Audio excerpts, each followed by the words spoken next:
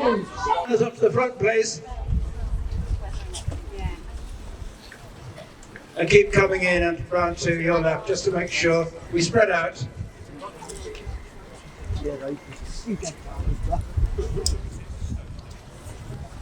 And as the final people come into the square, thank you very much for turning out yet again.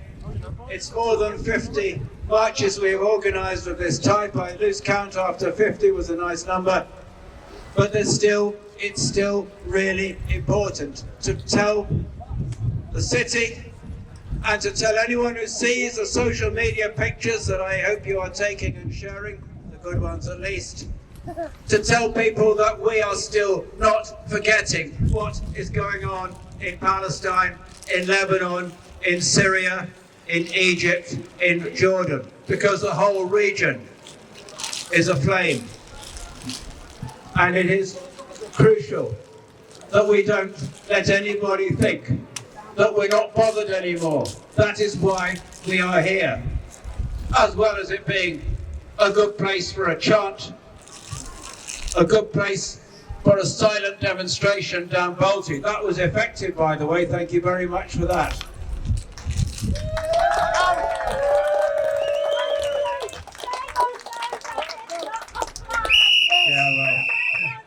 People at the back have slightly short attention span, but we'll leave that be. The fact remains, people you could see were looking.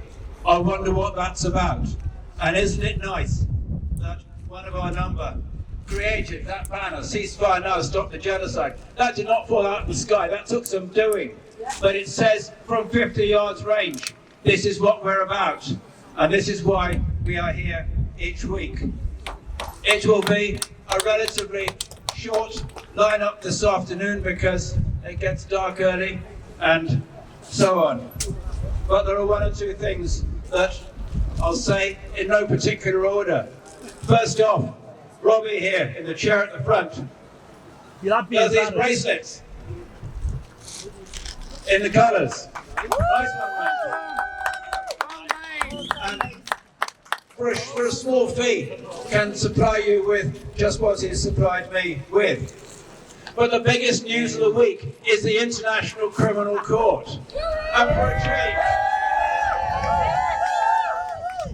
a change, someone's done the right thing. It took 6 months. It does, by the way, often take 3 or 4 months, even in raw routine cases. But it took 6 months for the judges at the International Criminal Court to say, yes, we put out warrants for the arrests of Netanyahu, Gallant, and a guy called Dave, who they think is deceased anyway, but ain't showing yet. And the crimes which they allege, number one, starvation. So it's not the mass bombings, they come later. One, starvation. Because again, let us not forget that those who are starving 1 month ago, 2 months ago, 3 months ago, are still starving. Just as the 45,000 who were dead 3 months ago are still dead, even though they've fallen out of the news headlines.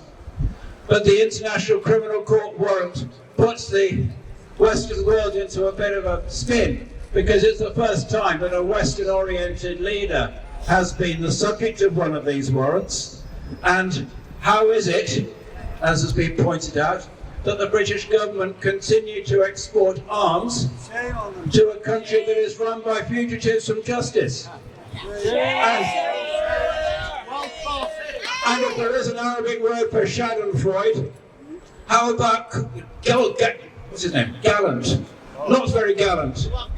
The poor blighter isn't even Secretary for State anymore, but he's still on the bloody warrant, isn't he? Well, serve him right. And don't you just hope that Netanyahu takes up an invitation to go to the States and takes off from Tel Aviv airport and hears the captain of the aircraft say, "This is your captain speaking. We've had a bit of an emergency here. We're going to have to make a short-term landing in Spain." Unlucky one. Well, you can but dream. But the reality is they're confined to their sordid country and that should put an end to visits to Downing Street at least. And with luck, it also puts an end to the sordid visits by British ministers to Israel, where they've been obliged to go and pay their respects within 2 minutes of being appointed. So, thank you to the International Criminal Court. Nice to see a judge getting it right for a change. Yes. Now, Karen, where are you, mate? First up, Karen, one of our poets, and with one of her poems. Karen, as they say, the floor is yours.